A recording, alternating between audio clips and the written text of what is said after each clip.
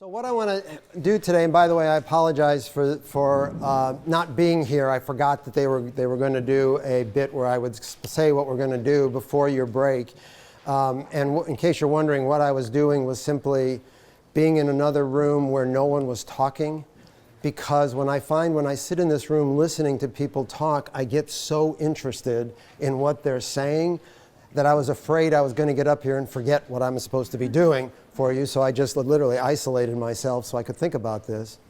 What I want to do is take about 10 minutes to reset one of the points I made last year in the Gettysburg Address talk, and then I'm going to go forward from that, talking about the techniques that I'm identifying in the address, and talking about how those techniques get played out in a few other speeches.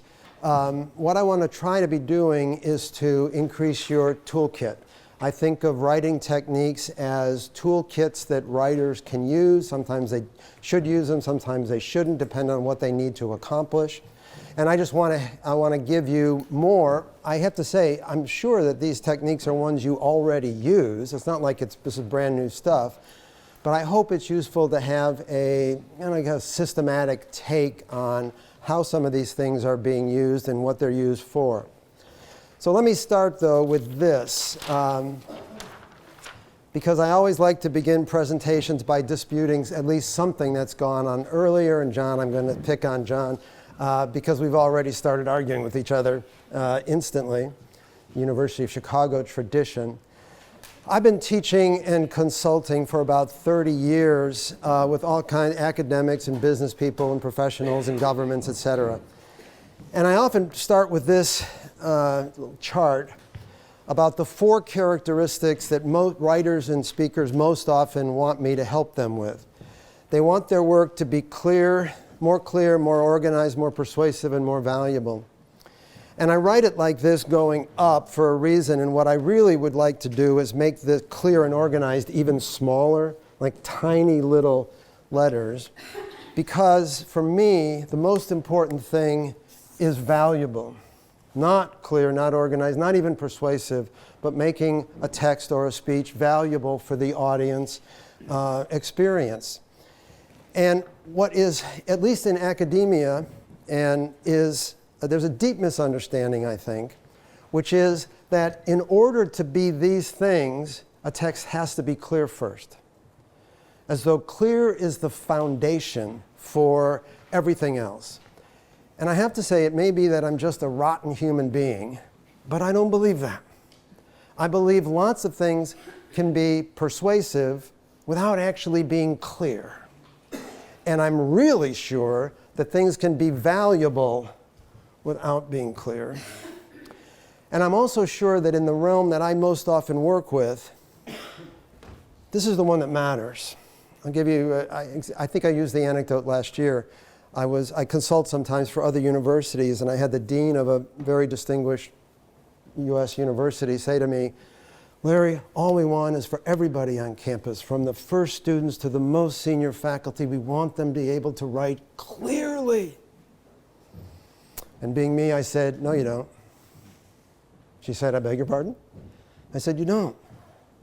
She said, "I beg your pardon?" I said, "Look, if a faculty member on your faculty writes a draft of an article that's clear and nobody publishes it, do you give them tenure?" She said, "No." If a scientist writes a grant that's clear and they don't get the grant, is that success? No, of course not.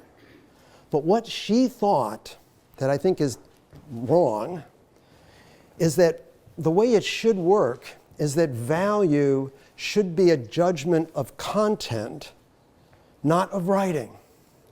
It is, if you should write in such a way like it's a window and the reader can look out in the content, and it's the content that will determine whether a text is valuable or not. And the problem is that's not true. The problem is there are writing techniques that create value, that cause readers or listeners to think something is valuable by the writing. And I have to say that this is very troublesome in academic realms because they think that's shabby. They think it shouldn't be true. They think it's cheating. It's rhetoric for the writing to actually influence somebody's perception of value. They might be right. Maybe it is shabby, but that's my business. That's what I teach people how to do. So what I want to talk about today is last year I talked about how a particular technique of problem solution caused the Gettysburg Address to feel more organized for readers. Now I want to take that technique and apply it the way actually I usually apply it, and that is to make a text more valuable to readers. I want to go one more step on this. One of my colleagues at Chicago, who's now at Harvard, wrote a book in which he discussed incompletely theorized agreement. And John, some of your advice to him would have been helpful. And what he meant is that very often in human communities, we agree with each other, we are persuaded, we are valuable, even when we have an incomplete understanding of what it is we're agreeing about. We don't actually share the exact same understanding, but we agree, we're persuaded, we find it valuable. So what I'm arguing here is that if a writer or one of your speakers' focus is on clarity, they can actually cause these things to fail. And that's a danger that they probably don't want to get into, and you don't want to help them get into. So go back to the Gettysburg Address, and the way I talked about it last year, if you look at the address, if you can look on to somebody else's or your own, the main point, the claim, the call to action, whatever you want to call it in the Gettysburg Address, is at the end of it. The very end of the address is where Lincoln states his main point. We see it, for example, at line 13. It is for us the living to be dedicated here to the unfinished work which they have fought here thus far so nobly advanced. Again, it is rather for us to be here dedicated. The next line, we take increased devotion. 2 lines down, we here highly resolved. The whole purpose of the Gettysburg Address is to convince people to dedicate themselves to winning the war. But what Lincoln does, he puts that at the end of the address, which runs the risk of an incoherent text. Anytime somebody puts their main message at the end, you obviously run the risk that as the audience is getting there, they get lost along the way. So, one of the words I deeply dislike in the teaching of language writing is the word thesis. It just makes my skin crawl when somebody says, I have to have a thesis for this text. The problem with a thesis is that it doesn't trigger any particular structure of readers' cognition or experience when they get it. You say to them, here's my thesis, it doesn't go anywhere. There's no sense of what's going to happen next about that. So what I often teach academics to do is take their thesis and reconstruct it as the solution to a problem. So instead of saying, here's my thesis, they say, first, here's a problem, folks, that you have, and my thesis now becomes a solution to that problem. This is what Lincoln does. So, he says at the end of the speech, okay, folks, my thesis is the solution. We have to dedicate ourselves to fighting. Now, he could have said that at the beginning of the speech. He could have said, we need to dedicate ourselves, and let me tell you why. But that structure doesn't work as well for most readers and most listeners as a different structure, which is to say, folks, we have a problem. Obviously, when you say to people, we have a problem, their heads are already expecting a solution. They're looking for that solution. They may not be conscious of what they're doing, but they often even want the solution once you first get the problem in their head. This is the source of organization. That in the Gettysburg Address and a lot of other texts. Rather than, as the standard model is, here's the thesis, and here are the subpoints which then support that thesis, which nobody ever had as a structure in their head for understanding things. The structure is, here's a problem, and then as you go through, they're continually expecting you to give them a solution to that problem. You can extend this out over any number of pages simply by making the problem more complicated, adding different aspects to it, and they continually expect you to solve it. The first problem that Lincoln uses is on line 4. Now we are engaged in a great civil war, testing whether the nation will survive. Okay, that's a problem. The nation may not even survive. Unconsciously, readers, his audience is already thinking, all right, how do we solve that problem? Answer, dedicate ourselves to fighting. But he has another problem. Another problem is it's going to test whether, I'll roughly call it, democracy will survive. He says at line 4, now we are engaged in a great civil war, testing whether that nation or any nation so conceived and so dedicated can long endure. So what we have now is this war is a test, not just of the US, but of whether or not you can have this sort of democracy survive in the world. Okay, problem. How are we going to solve that problem? Same solution. Dedicate ourselves to the war, and government of the people, by the people, for the people shall not perish from the earth. I mean, he cashes these in very clearly. So we got two problems. Test the nation's survival, test democracy survival. And then, of course, he has a third, which happens at line 9.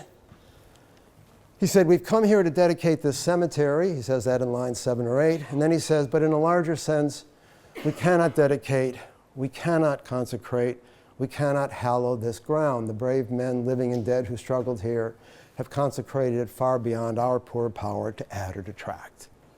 So in other words, he's saying to these people who have come to this dedication of a cemetery so they can dedicate the cemetery in order to deal with their grief, he says to them, you cannot do it. It will not work for you to deal with your grief by dedicating this dirt because it's already dedicated. You have a problem. So the third problem is grief.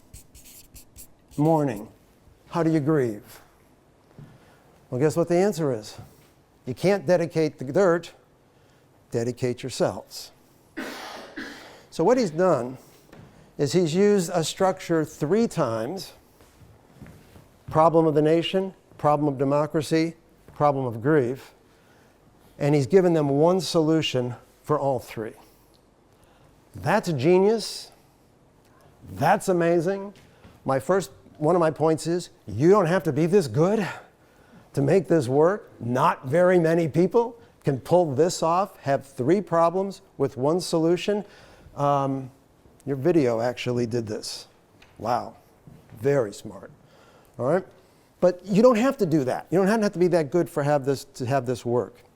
What I want to claim is that the problem-solution structure does create coherence in the audience's experience, because once they accept that there's a problem, without knowing it, they automatically expect the solution, which means when the solution shows up, it feels organized to them.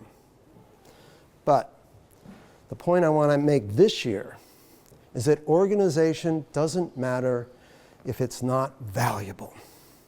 Clear doesn't matter if it's not valuable. Organized doesn't matter if it's not valuable to the audience. Persuasive doesn't matter if it's not valuable. Let me pause and say, this does not mean you always have to begin a speech with a problem. Lots of texts are valuable without stating problems. I don't know about you, I often use Wikipedia, right? I pull up a Wikipedia piece. It doesn't begin with, well, there's a problem. It immediately gives me information because I knew the problem myself before I opened the Wikipedia piece. There are certainly texts, lots of them, where it's not only you don't need to have a problem, it's not particularly good to have a problem because the audience arrives at the text already valuing what you want to say. Just say it. But most of the people I work with, most of the writers I work with, most of the speakers I work with are not in that wonderful situation. They are not in the situation where the audience arrives saying, just tell us whatever you want to tell us, we'll find it valuable. The speaker and the writer actually has to have a way to cause the audience to think that the text is going to deliver value to them. There are lots of ways to do this. The one I want to focus on is problem. Because I want to just note quickly that it's one of the most common techniques of language in the Western tradition, at least for 3,000 years, that the way you get people's attention is you start with a problem. You know, sing Muse, the rage of Achilles. Our literature is just replete with texts that begin with some kind of problem. Something's wrong, something's in tension, something's in friction, something's uncertain. And we've been trained, I tell you, it was fascinating to watch my kids grow up or watch my grandchildren grow up, to watch them, how early it is they absorb this pattern. You know, if their first books are like alphabet books and counting books. But it's amazing how early they get books which have stories in them, and the stories begin with problems. Now, sometimes they're quite gentle problems, and sometimes like bang, hit you over the head problems. But I can watch them absorbing this pattern, which is when something starts with a problem, I'm going to pay attention to it. And what I teach academics to do is to take advantage of that structure which is already in people's heads. So what I want to do with the rest of the session is talk about different techniques of problems and kind of different nuances in how you can deploy this if you are writing a text where you think it will be useful. Let me start here. These three problems are, these two are in some ways quite similar. This one's radically different in my analytic. These two are problems which we could say are located outside the audience. That is, the nation has a problem. Okay, if you're the audience watching Lincoln, this nation's problem is something that you could feel is outside of you. Democracy is even bigger and even more abstract, and it'd be perfectly reasonable for people in the audience to say, you know, especially because I'm here to grieve for the death of my son, I really don't care about democracy. So one of the things that Lincoln does that is remarkably powerful, and I find endlessly ethically troubling, not just in Lincoln, but whenever it's used, which is he constructs a problem that is located in his audience. It's inside of them. This makes it much harder for the audience to say, it's not my problem. Very often when a speaker constructs a problem, the audience is sometimes say, well, I don't care, it's not my problem. Some version of this thought of, okay, that might be somebody else's problem, it's not my problem. When you locate the problem within, as it were, the audience, it doesn't always work, nothing always works, but it's harder for them to feel that it's not really theirs. I have to say, one of the reasons I'm passionate about how this works is that my career is based on it. I've been consulting, doing sessions like this around the world for a long time. And I apologize, I use this same opening a lot. I apologize for those of you who've seen me do it too many times.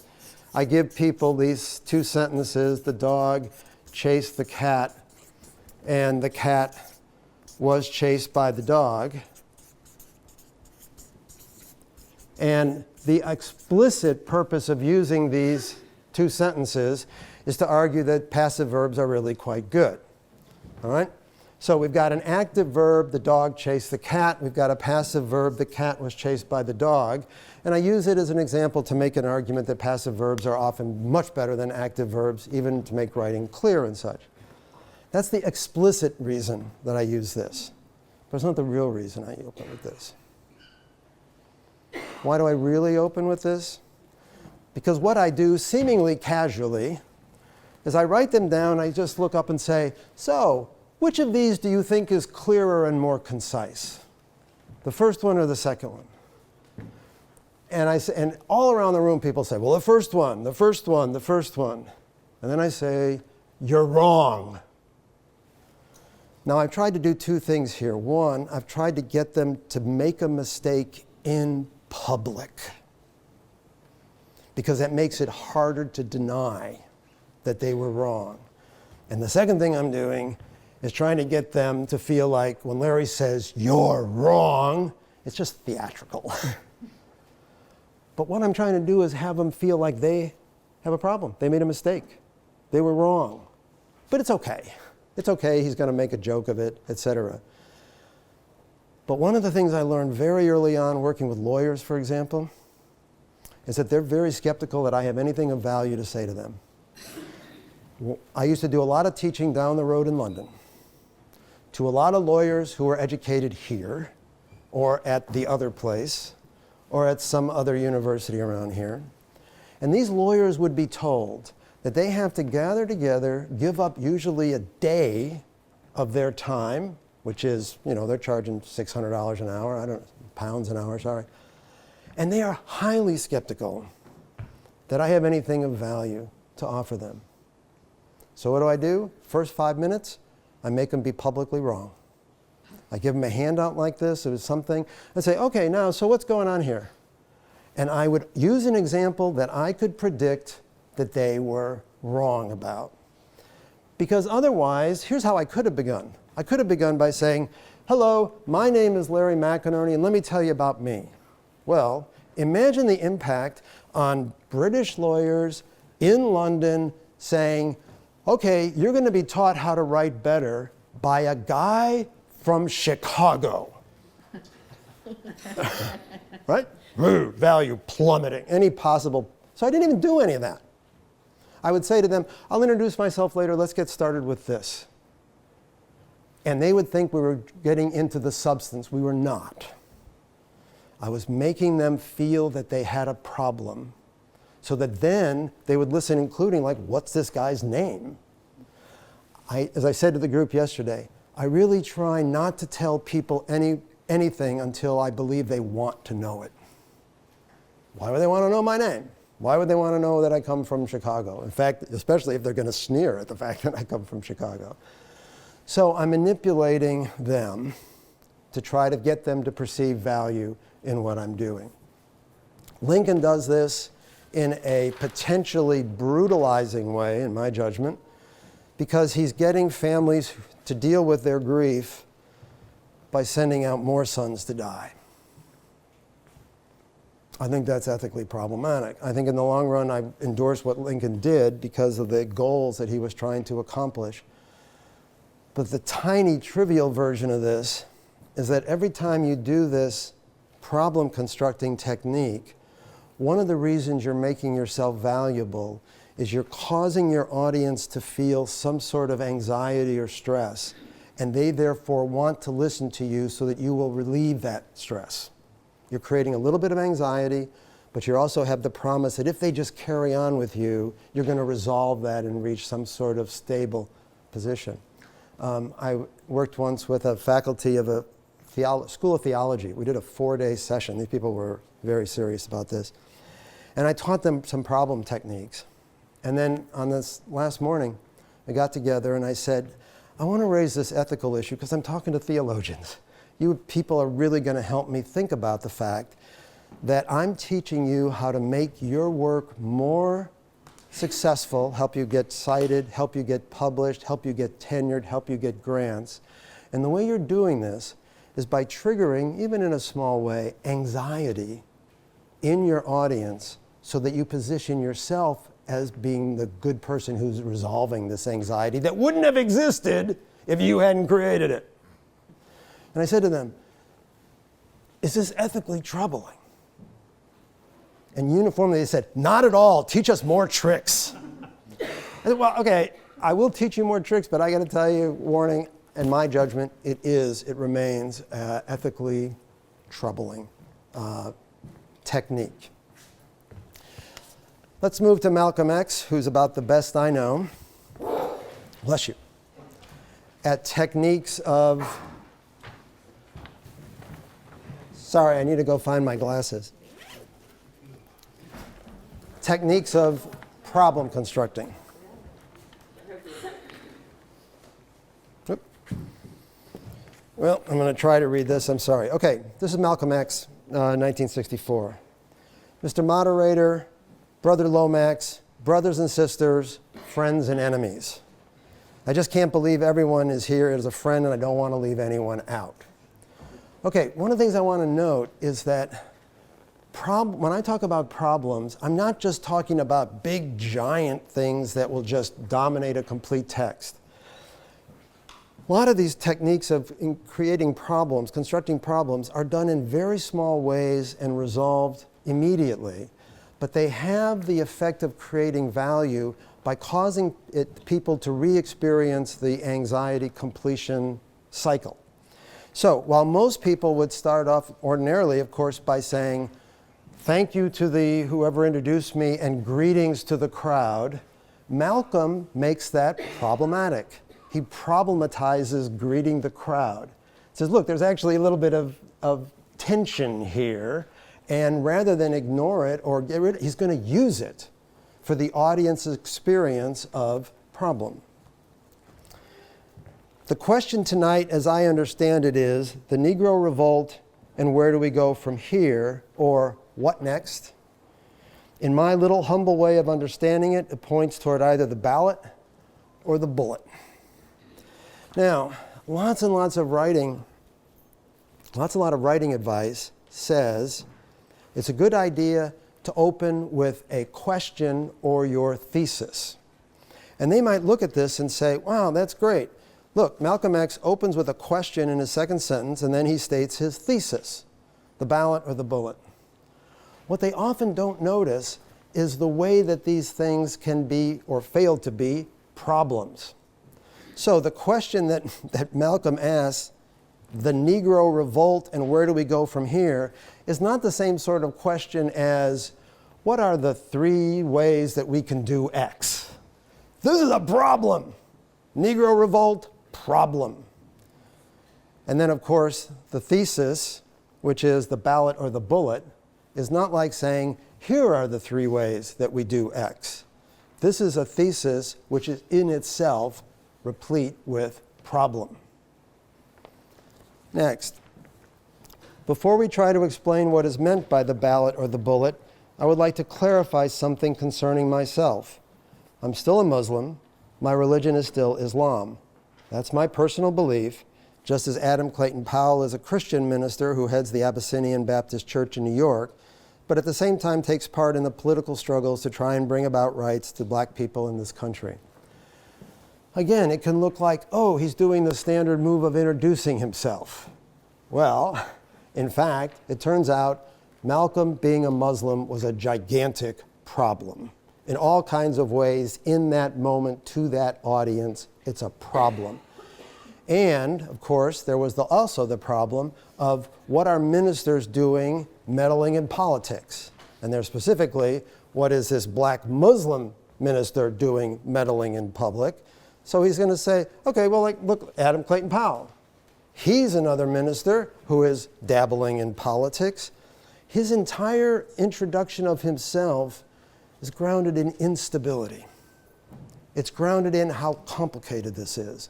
It's grounded in the fact that there are contradictions and difficulties even in who he is, which is usually not at all what I find. It's not at all what speakers think about when they say introducing themselves. They think about giving a sort of standard, stable, obvious, easy.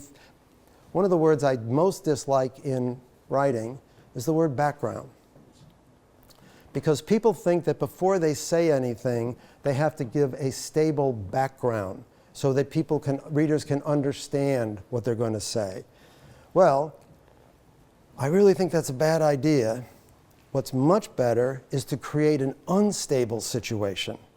Background tends to feel to readers like it's stable. One of the things academics get wrong right away is at the beginning of a text, they think they have to write background, and all of their word choice becomes neutral. It becomes objective and neutral. Well, one of the things they should be doing in their introduction is using words that sound unstable, problematic, challenging, difficult, because that's make the audience feel, the readers feel, that what is happening here is that a problem is being constructed, and they then want the rest of the text to solve it. I'll ask you again, just to think for yourselves. When you hear something set up as a problem, you are already cued not to expect but to want a solution. What are you cued when you hear background? What goes into your, what do you expect next when somebody says, okay, I'm going to begin by telling you a little bit about my background? Is there anything you want next? Does that cause you to say, okay, now I want to know what your thesis is? Usually background is like, okay, no value, get past this. So if you give up the notion of background, instead say, I'm going to complicate, confuse, sometimes that's more dangerous, but certainly create tension and friction in language so that what follows that can resolve it for the reader. Next.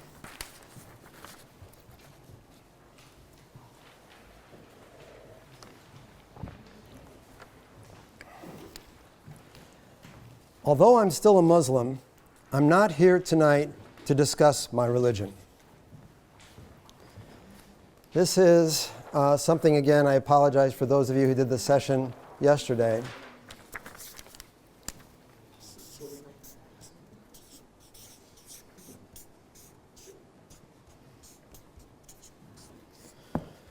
This simple structure, A is not X, it's Y. Malcolm says, I'm not here tonight to talk about my religion. A lot of the students and the academics that I work with, when they see any kind of structure like this, their immediate thought is, why were you saying what's not the case? Just say what is the case. Don't say what isn't what he's going to do tonight. Why doesn't he just say what he's going to do?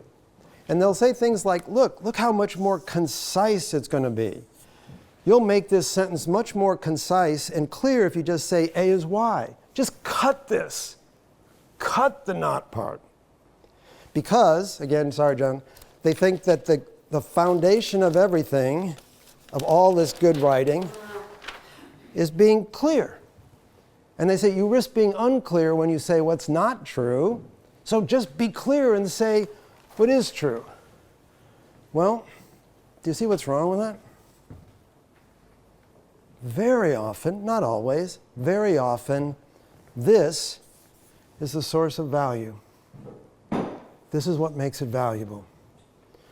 What makes it valuable to the reader is, at one level, just the experience of denial, the experience of something's not the case. Unconsciously, they're wanting to know, well, then what is the case? But if you can be Lincoln good and make this not feel to them like it's something they think, it's something they feel. And now you're saying to them, not just, I'm going to tell you this new thing, but you're saying to them, you've got a misunderstanding. You've got something that's causing you trouble. You are having a mistake, and what I'm telling you is going to solve your problem, instead of being one more thing to understand. In the session yesterday, I talked about Barack Obama's More Perfect Union speech, which is this long, complicated speech, very difficult to understand its organizational structure because it doesn't have one, I would argue. What it does is it makes this move about 30 times in the speech. About 30 times, Obama says, now you might think it's this. It's not. It's not this. It's not this. And sometimes he does it just in one sentence and done. Sometimes he spends a whole paragraph saying, it's not. It's not. It's not. It's not. You can almost feel the audience. Well, what the hell is it? And he says, okay, here's what it is. Coherence is not an abstract structure. It's the experience that your audience has as they listen to you. And it is certainly not the case that audiences experience speeches by having an abstract structure in their head that says, here's the thesis, here are the 4 points of it, and I'm just filling in as I go. That's just not how they listen to it. They listen to it as more of a linear experience through time in which the flow is more like the flow of a river, not like an abstract structure. And if you can get them to continually be recreating the sense of, I want what's next. I want what's next. I find that much more successful than having an abstract plan that you're just in, it works on paper, but it doesn't actually reflect their experience of it. So, Malcolm says, although I'm still a Muslim, I'm not here tonight to discuss my religion. I'm not here to try to change your religion. I'm not here to argue or discuss anything that we differ about. You can feel the sense of, well then, what are you here for? Because it's time for us to submerge our differences and realize that it's best for us to first see that we have the same problem. Now he's clearly, explicitly saying problem. A common problem. A problem that will make you catch hell, whether you're a Baptist or a Methodist or a Muslim or a nationalist. Now you see really great skills at the sentence level. Parallelism, my gosh, Malcolm's brilliant at parallel structure. But he's doing the parallel inside a problem. Problem gets established first, then the other techniques work for you. If you use those techniques first and then get to some sort of problem later on, it's the value that plummets. The techniques are great, but it's not perceived as a reader as valuable. What do you mean by parallel structure? I'll show you in the next sentence, it's even better, right? Whether you're educated or illiterate, the parallel structure there between educated or illiterate, both of those words connect, we would say, to the trunk, which is whether. It's using the same grammatical structure more than once. So whether you're educated or illiterate, there's the repetition of whether you're. Whether you live on the boulevard or in the alley, parallelism there. Whether you're going to catch hell, whether you live on the boulevard or the alley, you're going to catch the same hell from the same, the same hell just as I am. Sorry about my reading, I don't have my glasses. So the one point here is, notice also that in the parallel structure, whether you're X or Y, whether you're Z or Q, those two parallel are opposites of each other. They're in tension with each other, educated or illiterate, boulevard and alley. What he's doing is he's using a grammatical consistent structure, but words that are in tension with each other. Wonderful technique for creating tension within a parallel structure. Lots of people will write parallel structures and they'll say, here's the trunk and there's a parallel, parallel, parallel. But there's no particular relationship between the words in the same position of each branch of the parallel. What Malcolm is doing is not a difficult technique where the words in the same place in each branch have a relationship to each other. So, for example, when Lincoln says, with charity for all, with malice toward none. Charity and malice are opposite terms, all and none are opposite terms. What's happening here, it's actually easy to do, but what you're doing is you're using a repetition of grammar that makes it easier for the audience to process the terms, but then if you put these words in opposition, what they're processing is a problem, is tension, it's friction. And so the effect on them is to heighten the sense of there's a problem here.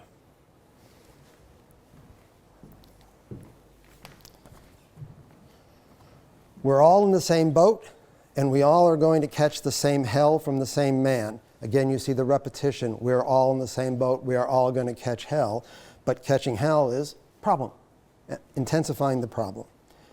He just happens to be a white man. All of us have suffered here in this country, and talk about parallel structure here, political oppression at the hands of the white man, economic exploitation at the hands of the white man, and social degradation at the hands of the white man. And you see the repetition of the same words at the hands of the white man, at the hands of the white man, at the hands of the white man, increases the sense of the problem that's generated in the first part of each of those phrases with oppression, exploitation, degradation. Parallel structures, lots of teachers teach it. I'm all in favor of it. But if the parallel structure ends up simply repeating the same, it's a consistent language through it, it doesn't do that much for you. If you create a parallel structure and put the words in tension with each other, it typically gets a much greater response because it is, again, intensifying the audience's sense of problem. Now, in speaking like this, it doesn't mean we're anti-white. You know what I mean? It's this move again. A is not this. This is a small problematizing move. Not a big giant, not like Lincoln's big giant problem, just a little bitty problem. And I'll repeat, if you want to see this in play, go get Obama's more perfect union, and you can just put it on, get it on your computer and search for the word not. And you'll see it all over the place. Suddenly, not. And what he's doing in each one of those, or what John Favreau is doing, is creating this sense of tension, this mini problem that drives the audience forward into the speech, making them want to hear what they're about to be told. Instead of telling them, okay, here's my next point, you find this way of saying, my next point isn't this. It isn't that. With this sense, especially good, you might think it would be that. You might think that what I'm going to say would be this, but it's not. And that makes the point more valuable to them than just saying what the point is. Now, in speaking like this, it doesn't mean that we're anti-white, but it does mean that we're anti-exploitation, we're anti-degradation, we're anti-oppression.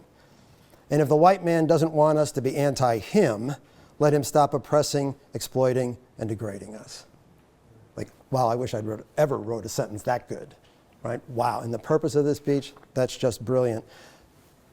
Grammatically, structurally, extremely simple, but the power of it comes from the double level of problems, the multiple layers of problems that are being constructed here in this sentence. Whether we are Christian or Muslims or nationalists or agnostics or atheists, we must first learn to forget our differences. If we have differences, let us differ in the closet. When we come out front, let us not have anything to argue about until we get finished arguing with the man.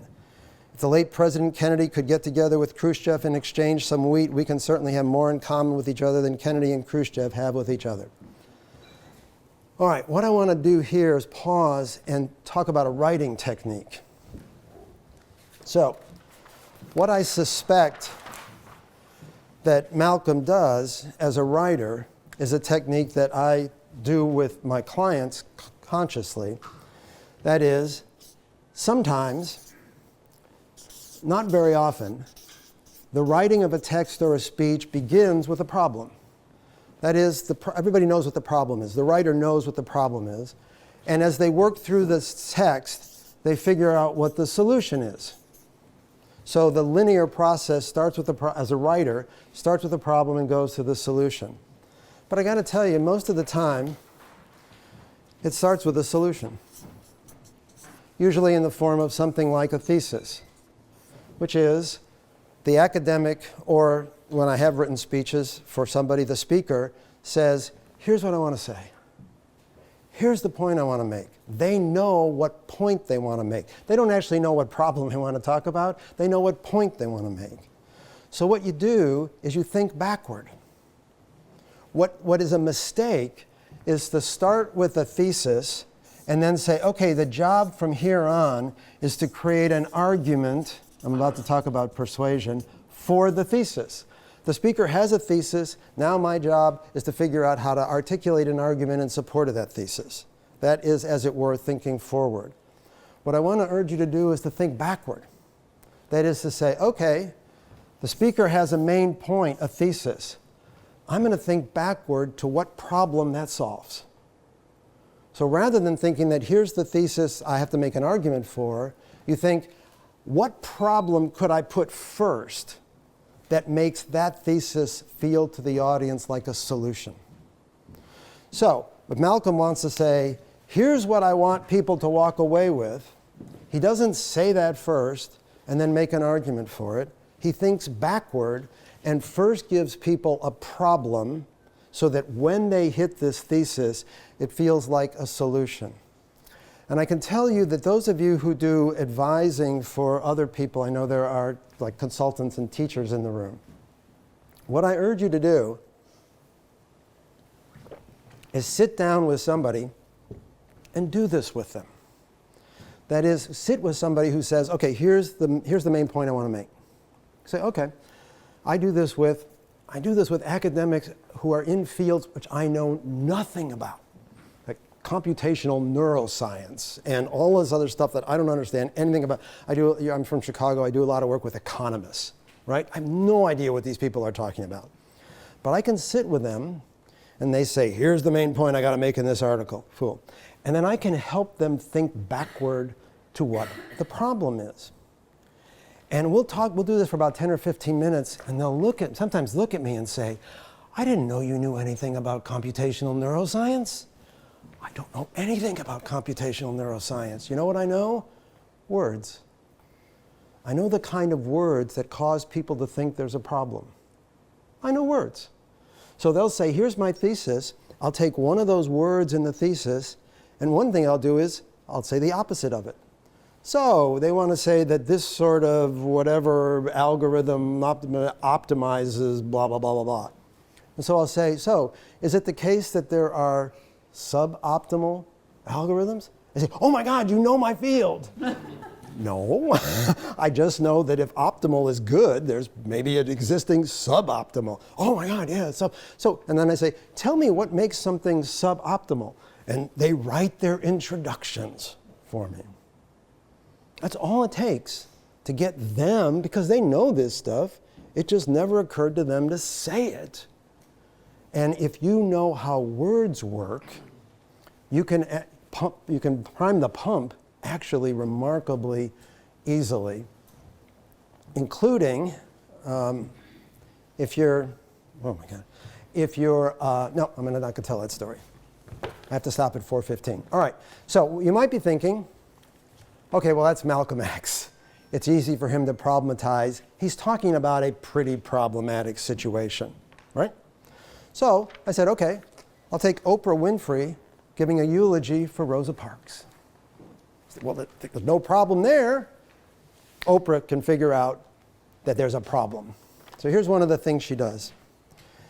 I grew up in the South, and Rosa Parks was a hero to me long before I recognized and understood the power and the impact that her life embodied. I remember my father telling me about this colored woman who had refused to give up her seat. And in my child's mind, I thought, she must be really big. I thought she must be at least 100 feet tall. I imagined her being stalwart and strong and carrying a shield to hold back the white folks. And then I grew up and had the esteemed honor of meeting her. And wasn't that a surprise? Here was this petite, almost delicate lady who was the personification of grace and goodness.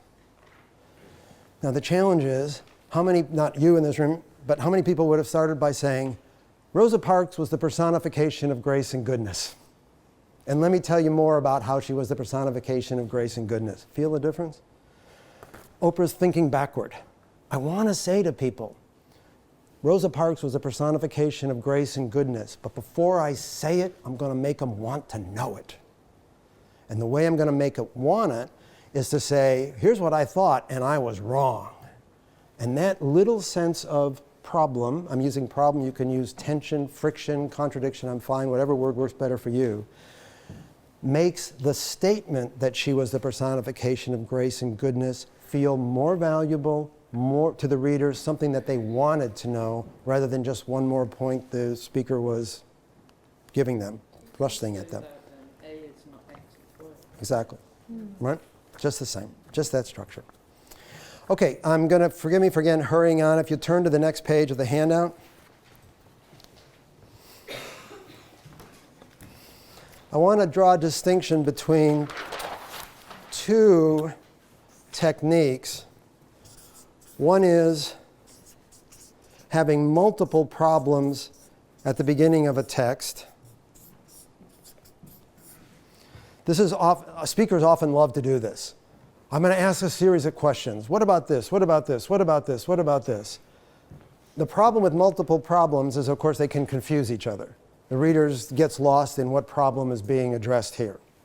So again, that video did a terrific job of looking like it was actually in multiple questions, but if you look carefully at the language of those questions, they end up cascading so that the questions don't feel separate from each other, but they feel like they build. The language there is very smart. But you don't want these problems to feel like separate entities, because now that when the audience listens, they have to sort out which problem is going on right now, and that's often quite difficult for them. But, I mean, Lincoln does it. Lincoln gets away with these multiple problems because he's a genius at this. But there's another technique which I want to draw to your attention by contrasting these two openings to speeches delivered at the UN in 2002.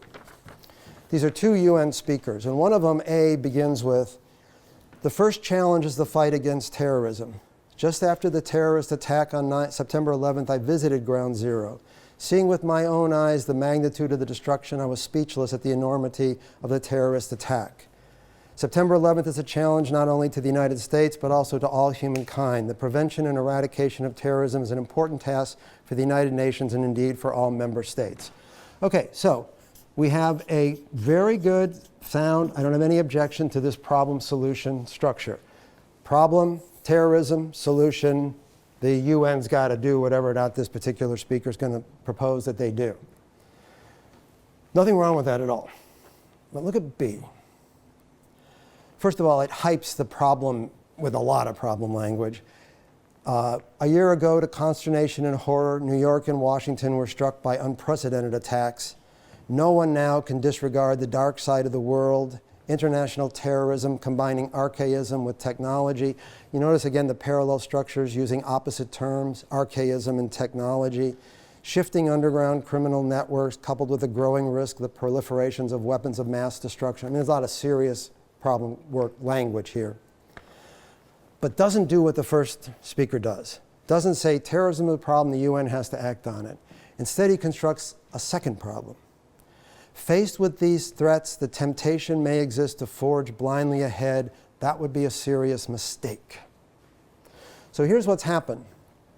This speaker has constructed a problem and offered a solution. The second speaker has constructed one problem and then said, but we actually have a second problem. In our jargon, we call this the manifest problem or the obvious problem. The speaker stands up and says, folks, we have an obvious problem. September 11th is an obvious problem. But this speaker moves right to the solution. This speaker says, but we have what, in our jargon, is a critical problem. That is, we have a problem that would prevent us from solving this problem.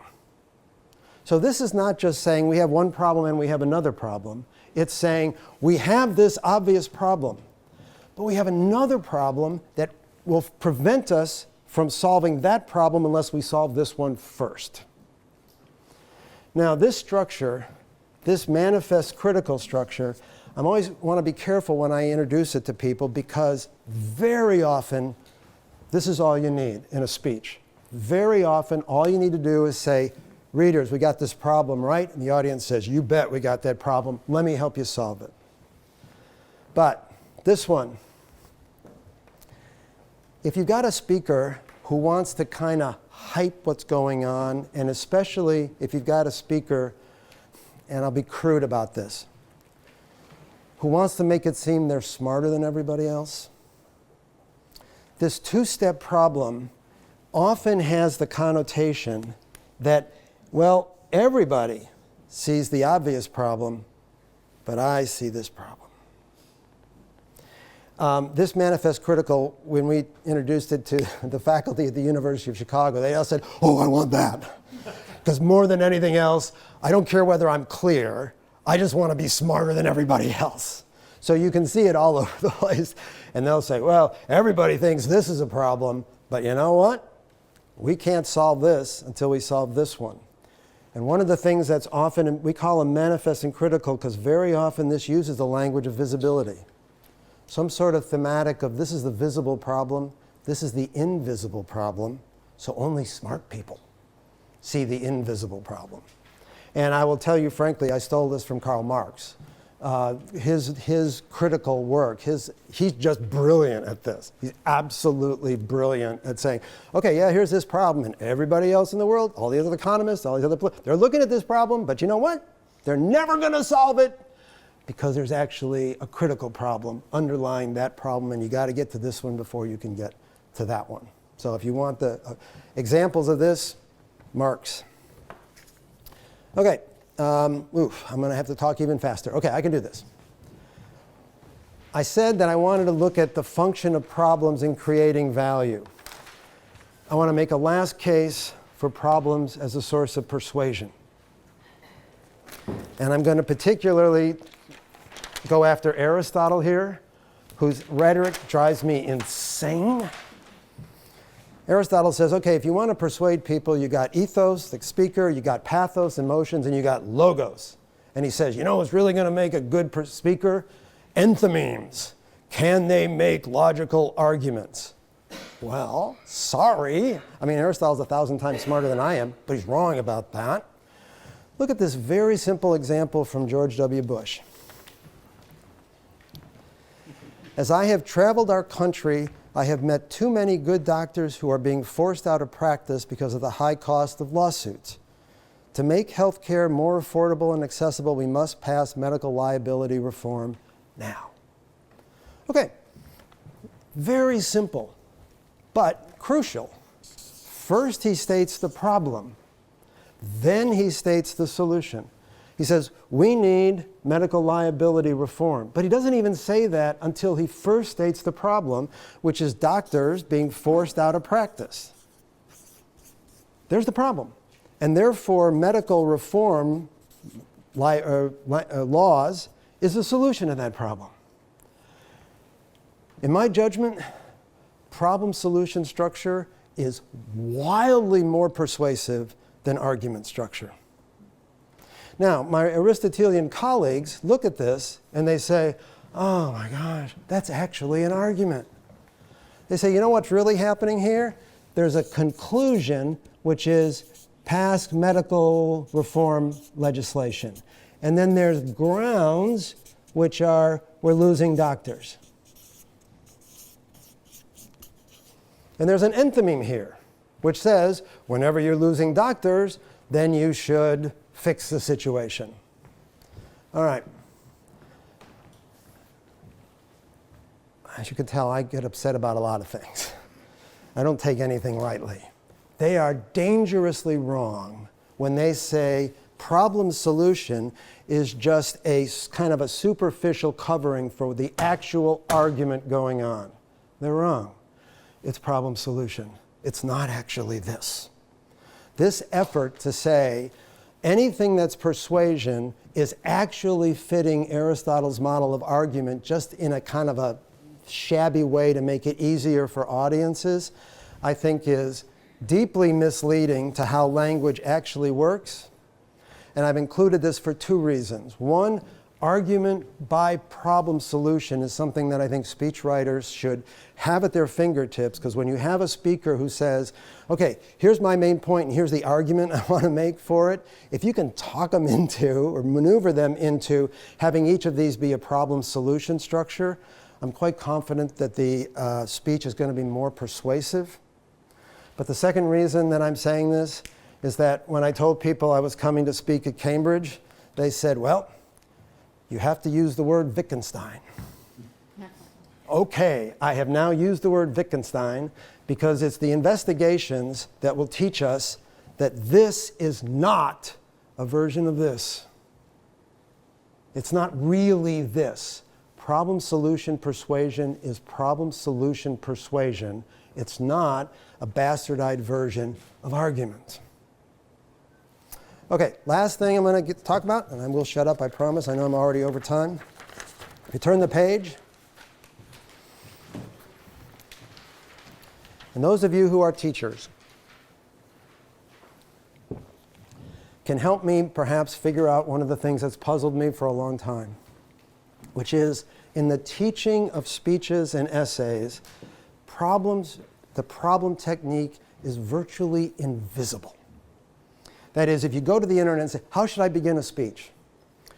You'll get a whole list of things, like tell a joke, introduce yourself, whatever, and very often you don't see anything about problem, constructing a problem, causing the audience to think that there's something wrong, that there's some tension.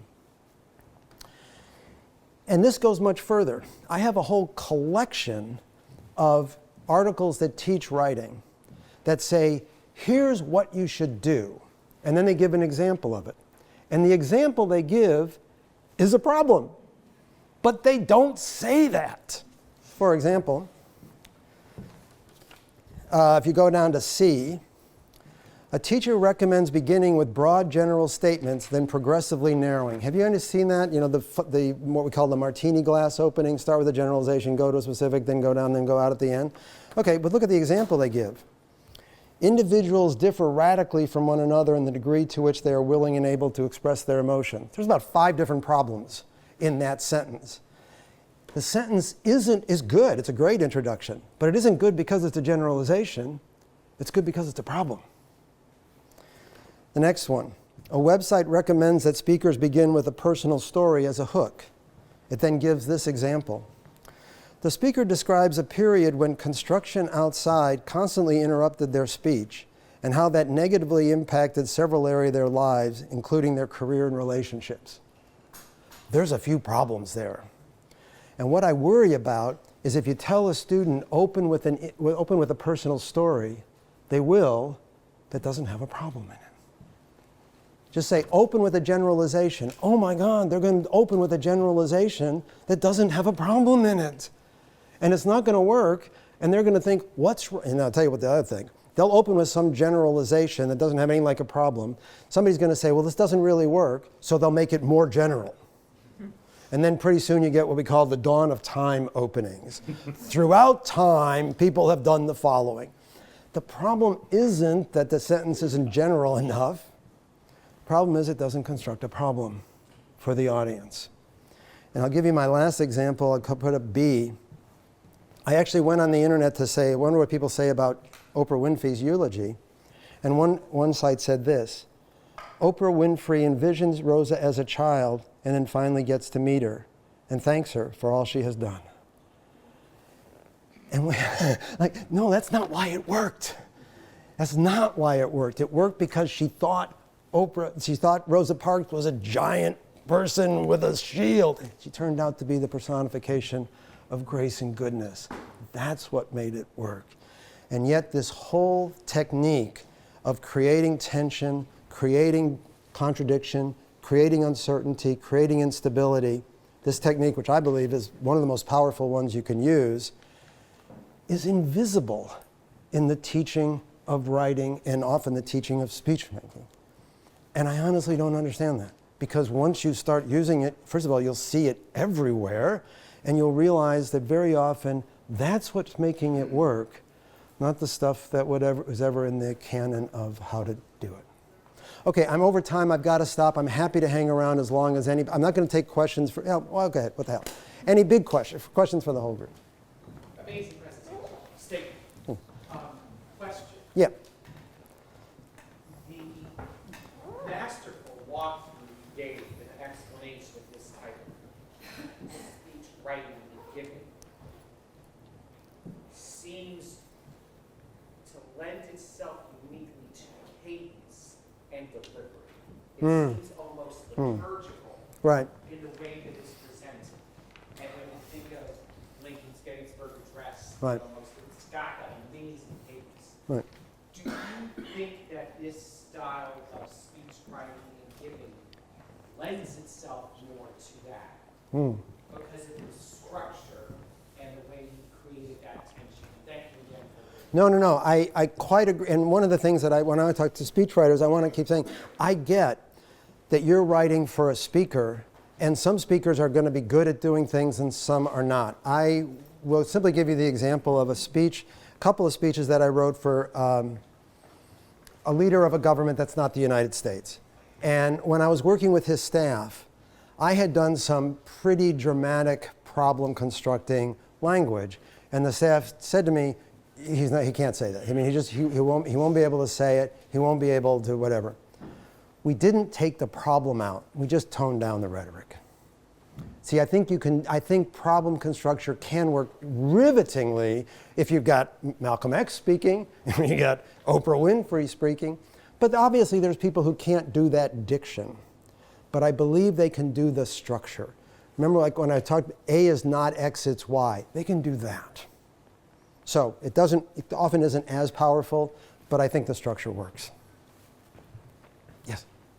I'm just thinking about something you mentioned in yesterday's session, which is moving the audience from point A to point B. Right. What do you do when you're preaching to the converted? When you're sitting there and you know what's going to come, have you ever come across a speech that you thought you knew where it was going and then surprised you? Oh, sure. And the reference here is just to it's not really so relevant to speechwriters, but academics tend to think that writing consists of moving an idea from the writer to the readers. And they think that a text or a speech exists in order to take something in the writer's head and move it to the reader's head, which is a lousy way to think about writing and speeches. The very simple diagram that I used to try to get them, I said, here's what you're really doing. You're taking a group of readers or an audience before they hear or read your stuff, and here they are afterwards. And your function of the text is to move them from where they are to where you want them to be. The difference in this model is massive because here the text is grounded in the writer's head. The question is for the writer to specify and clarify what the writer thinks. Here, the writer's not even in the picture. Here, the question is, the way I put it to academics, and boy, do they hate this. Content is not what your text is about. Content is a technique by which you get done what you need to get done. So, if you want your content to move readers, what you have to think about is where are the readers before?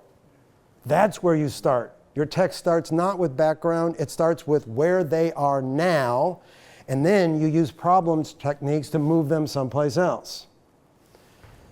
Now, the question, let me go back to your actual question, which is, what about when you're talking to the converted? All right?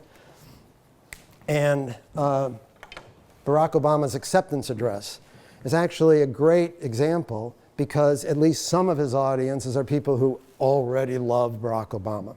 Right? So, one of the things, there's many techniques that are involved here, but one of the things that a speaker can do, and even when it's not converted, is use language that links the audience to the speaker. I talk about where problem is located. And Lincoln first locates a problem in the nation or in democracy, sort of out there, and then he reconstructs it inside his audience. He relocates it in his audience. One of the things that speakers, I think, can do when they're talking to the converted is that they make the location of the problem shared between the audience and the speaker. It becomes, in a sense, our problem. And there's a lot of great examples of a speaker, who seems to be describing the speaker's own problem. And I got to tell you, sometimes this is a terrible idea for a speaker to say, I have this problem and I want you to solve it for me. It's like, well, that's your problem. But if you're talking to the converted, if you're preaching to the choir, and the choir thinks, your problem is my problem, I'm with you, then instead of saying to the audience, you have a problem, they can go so far as to say, I have a problem. And when you're preaching to the choir's like, man, I'm with you. If that's your problem, it's my problem too. I take it this means I should shut up? No, I just want to get my back. Okay, let me do one more question and then I'll bring it to a close.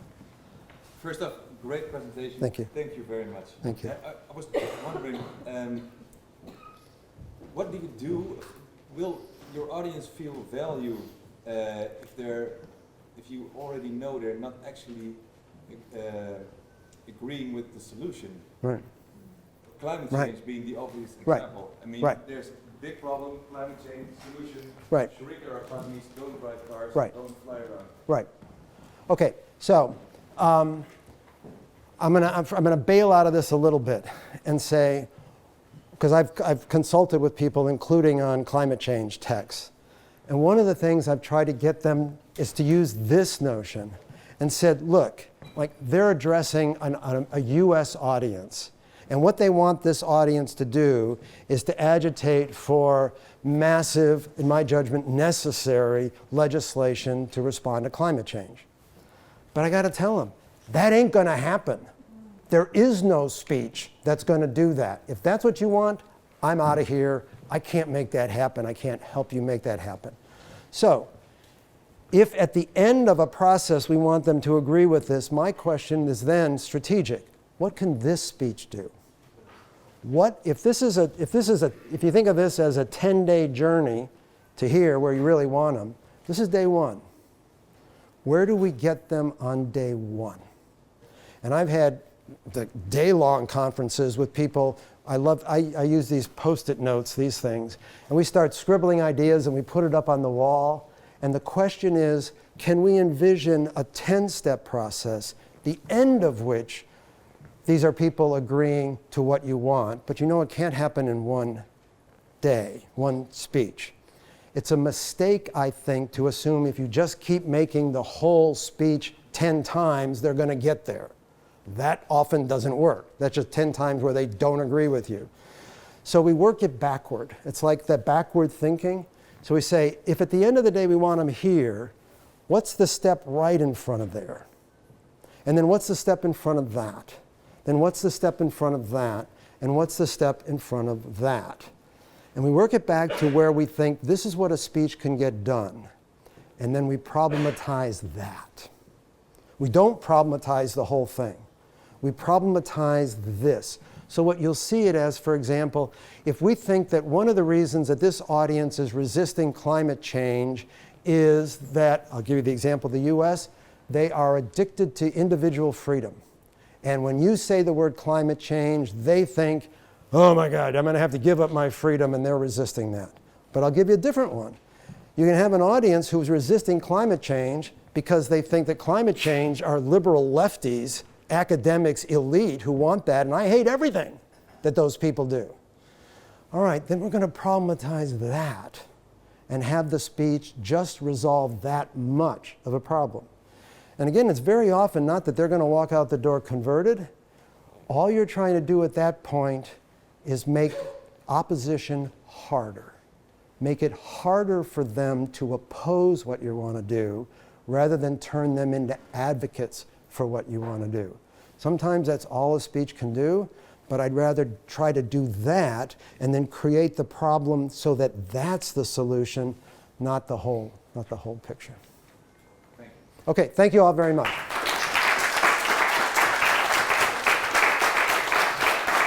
Thank you. Thank you.